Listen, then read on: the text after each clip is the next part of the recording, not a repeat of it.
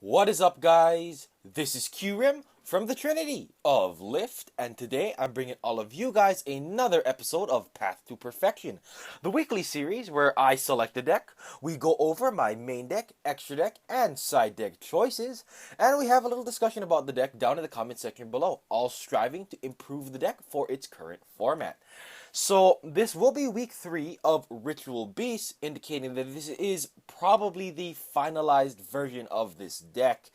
And after playing around with this deck for 3 weeks, I actually have felt that I have gotten better as a player playing this deck, as well as just in general, the deck, in my opinion, has gotten just miles better, in my opinion, again, compared to the very first list that I did bring to all of you guys before. So really, this third list didn't bring any spectacular text or any huge changes, but there were some notable things that I just decided to swap around because I found it to be a little bit more effective to how I like to play this deck. So enough of me talking. Let's get right into this, starting with the main deck, of course, as usual. So we will start off with the Tamers first again, as always. We have our 3 copies of Ritual Beast Elder because he's the best. He gets you monsters from your hand, and he is an additional normal summon, which is very significant since all the monsters can only be special summoned once per turn. So that just helps you summon your monsters repeatedly per turn. Following him, we have the Wolfbarks of the deck, which is 2 copies of Zephyr Pilica and 1 copy of Lara. Now, I have bumped Zephyr Pilica up to 2 for the fact that I have found I didn't like cards in my grave as much throughout the course of any given duel. Having monsters in my grave repeatedly just gives me more reliance on Ritual Beast Apelio, and at times that can be very annoying due to the fact that since your big resource pile is your banished pile, and that you have to rely on Apelio to get your cards out of banished, I decided to bump Zephyr Pilica up to 2 just to have another card that can abuse my graveyard and get cards to my banished zone much easier, as whenever you grab something from your graveyard with one of either Laura or Zephyr Pilica's effect, if you do end up contact fusing with them, they will go back to the banished pile. So in essence, it's sort of like another Apelio effect, which is why I decided to actually bump Zephyr Pelica up to 2 this list around. Following that, we have the 1 copy of Ritual Beast Tamer Wen. Now, I have decided to cut Wen down to 2 for the reason that in more testing, I found that the 2nd copy of Wen really did clog horrendously at times due to the fact that your monsters in your banished zone will usually be special summoned during their turn. I guess you could say due to the fact that how you have to keep tagging in and out, and your banished zone is where you're going to be grabbing your monsters from. A good majority of the time, your monsters that are gonna be special summoned will end up being in the banish pile where you cannot special summon them again during the turn. This actually made Wen dead at times due to the fact that if you end up comboing off, and if you ever have like a Wind in hand or something, you end up not being able to summon anything due to the fact that if you do combo off, you end up having all your monsters in your banish pile not being able to be summoned, and you also end up finding your monsters in your graveyard due to the fact that you have to abuse Ulti Canahawk. So that is again why compounding the reasoning why I have bumped Zephyr Pilica up to 2 in this list. Alright, so that is it for the Tamer lineup of this deck. It's really just a really minor change this time around, but still a fairly significant one. Moving on to the beast of this deck, it's still pretty standard, pretty much the same as last time. We have our 3 copies of Canahawk because Canahawk is probably the best one, of course. He is our Gold Sark. Following that, we have our Rampengu, because he is the one that can give us free Ulti Canahawk fodder, as well as he can help us foolish monsters into our graveyard to help us, again, get them back into our banished pile with either Zephyr Pilica, Lara, and or Apelio. Speaking of Apelio, we still run the 2 copies of him due to the fact that we really don't want to be summoning him from our hand as often. We don't really want to draw into him. So we rather would be just like foolishing him with Rampengu or just grabbing him in other ways rather than drawing into him. So that is why we only do run the 2 copies of him. Then finally, for the last Ritual Beast, we have the 1 copy of Petalfin, just to give us another name. As well as recently, I have been running into quite a few decks that actually are maining Decree or siding Decree very heavily and with extreme prejudice against this deck. So having the 1 Petalfin here is actually fairly significant due to the fact that it can help you bounce all of those annoying back row floodgates, again, like Royal Decree.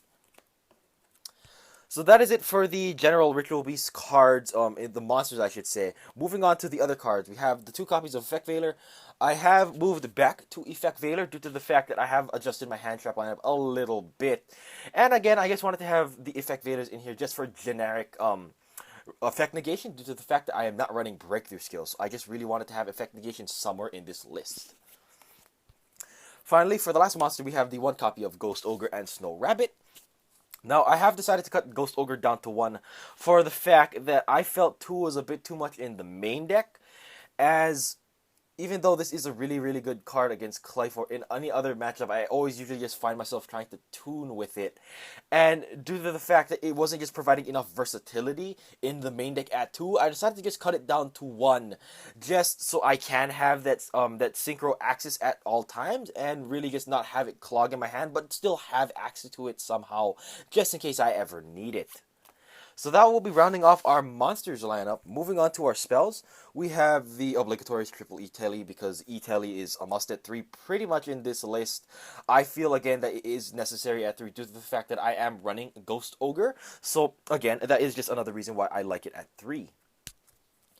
Next up, we have the one Ritual Beast Bonds to help us with our OTKs, avoiding back row, and just to make Ulti Gaia Pelio much, much easier.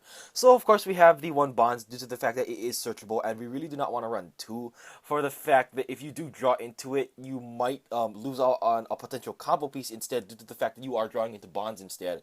So that is why I wanted to just alleviate that fact because, again, this is searchable. So I did cut it, have it at 1. I don't mean cut it, excuse me. Hello, I'm trying to speak as soon as I woke up, oh my lord. It's a fun ride, peoples. It's a fun ride. Okay, moving on with the spells. We have our one copy of Gold Sarcophagus because of the fact that it is our 4th copy of our Canahawk. So having 4 Canahawks instead of 3 is really, really cool. Then we have 2 copies of Forbidden Lance. Now, I have moved from MST to Forbidden Lance for the fact that, again, within testing, I have found that Ritual Beasts have issues with things like Dark Hole Raigeki and things like Book of Eclipse. Things that have field-wide effects, and I really just didn't like the fact that if someone Raigekis me, I really cannot avoid the Raigeki at all. So rather than things like MST, I decided to put Forbidden Lance in just to avoid those big blowout cards, as well as chainable traps like all the traps that Burning Abyss run and whatnot. And really, the fact that I have run this over MST isn't really that much of an issue for the fact that MST does get rid of the floodgates, but under Skill Drain and Lose One Turn, Ritual Beast still can perform fairly well. So MSTing key floodgates isn't as necessary. Although I still do side the MSTs, I feel like it wasn't necessary in the main deck due to the fact that this deck can already play around floodgates fairly easily. And really, the big problem becomes is usually things like Dark Hole Raigeki and Book of Eclipse. So that is why I have decided to run Lance instead of MST in this list. Speaking of Raigeki and big blowout cards, we have the one copy of Raigeki, of course, just for generic back row destruct, or excuse me, not back row destruction, monster destruction, as well as just a generic Jin Lock out and whatnot. Finally, for the last 3 spells, we have 3 copies of Upstart Goblin just for that 37 card consistency. This is a very combo-y deck, and you really want to hit your Tamer Beast combos as much as you can. So just having the 37 card deck with the Upstarts just really just adds to your consistency. So that will be it for the spells. Moving on to the traps. We have our fairly standard 6 Ritual Beast traps. We have the 3 copies of Steeds. And then we have the 3 copies of Ambush. Steeds is obviously really, really strong in this deck. It is your Disruptor card. It just gets you free destruction at times. And it's just really, really good in general.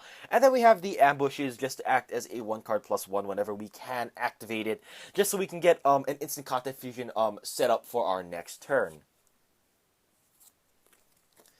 So, moving on from those cards, we have our one copy of Macrocosmos, just to help us get cards into our banish pile, and to give us just a little bit more reactivity in banishing our opponent's cards.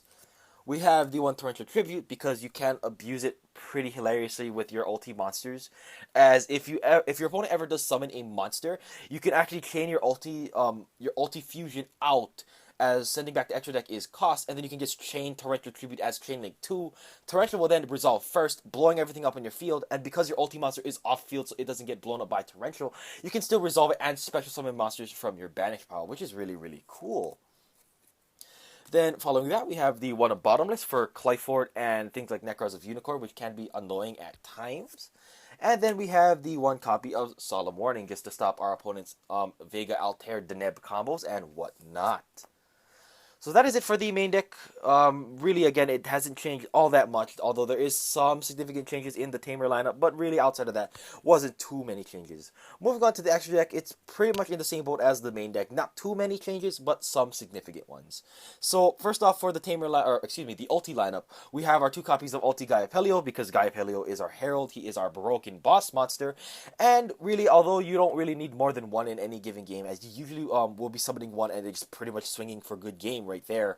We need 2 for the fact that we can send ulti Gaia with Rampengu's effect and then Foolish a Tamer from our deck, which is also, again, just giving more utility to Rampengu. Following that, we have our 3 copies of ulti Kenhawk because he is our abusable searcher again, so we gotta run 3. Same thing with our Ritual Beast ulti Apelio because he is our Star Eater slash beat stick of this extra deck, and he is more easily accessible compared to Gaia Pelio, so that is why we also have 3 of him to act as our general beater. And then finally, here is one of the few changes in this extra deck. I have decided to run 2 copies of ulti Petalfin. Now, with the 1 Petalfin, I understand why you won't be usually going into this late game, but the fact is, I have found myself missing the 2nd copy of ulti Petalfin in the early game due to the fact that usually in the early game, you won't be getting your huge, like, 3 or 4 searches a turn. In the early game, you maybe will be going for 1 search and then passing.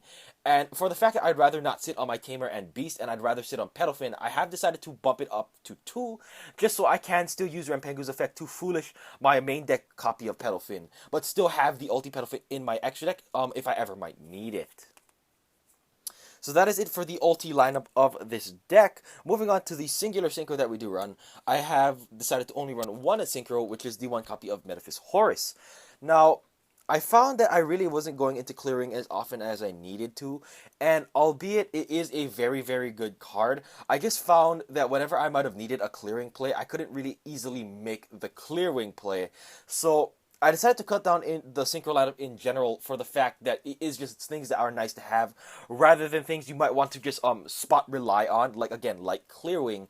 So that is why I have decided to cut clearing altogether and just keep probably the better one in this deck in my opinion, which is Metaphys Horus, as Metaphys Horus can essentially be a snatch steal if you play it properly if you use Zephyr Pilica as a synchro material, which is really, really cool.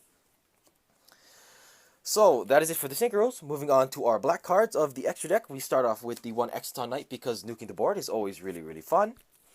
We have the 1 Abyss Dweller as our 1 card replacement for our Stellar Knight Constellar Diamond and our Stellar Knight Ptolemy, as rather than commit 2 cards to the extra deck, which essentially will do the same thing as Abyss Dweller, I just decided to obviously run just 1 copy of Abyss Dweller, just to squeeze in some other cards into my extra deck that I might want to run. Next up, we have the 1 copy of Castel, the Skyblaster Musketeer, because Castel is Castel. He is good spot removal that just helps us spin monsters from our opponent's field back to their deck, which is really, really nice. And then finally, we have the 1 number 80 Rhapsody in Berserk, just to banish our opponent's Necros Mirrors and anything they might need engrave, which is really, really helpful. So, that is it for my extra deck. Excuse me, I dropped a card on the ground, my lord, my bad.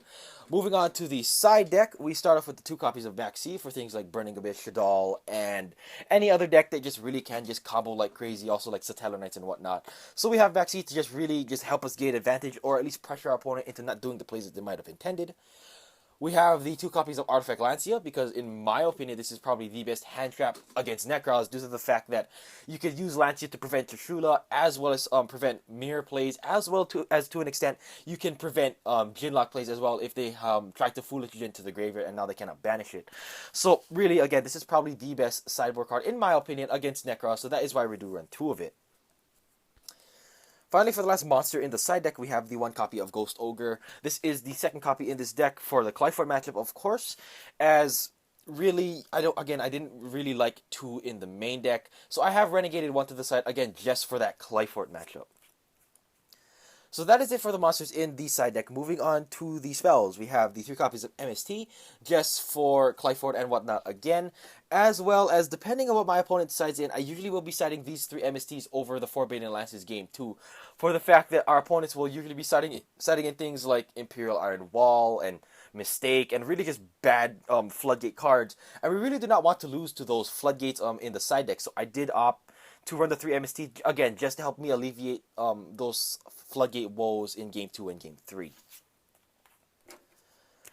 Finally, for the last spell card we do run in the the side deck, we have the one copy of Book of Moon.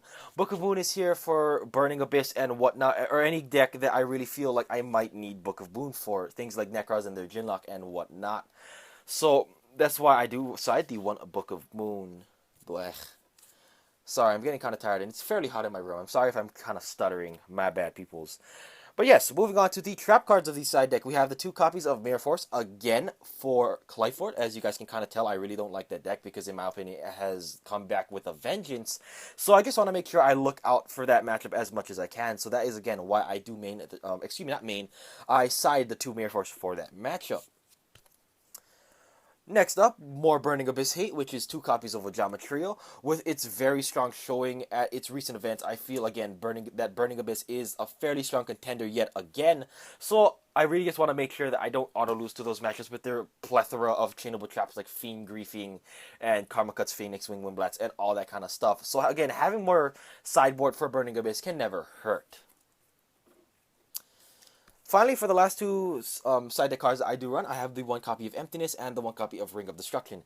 Emptiness is here just as a fairly standard floodgate that whenever I might need to stop my opponent going off, I have the Emptiness in my side deck just for access.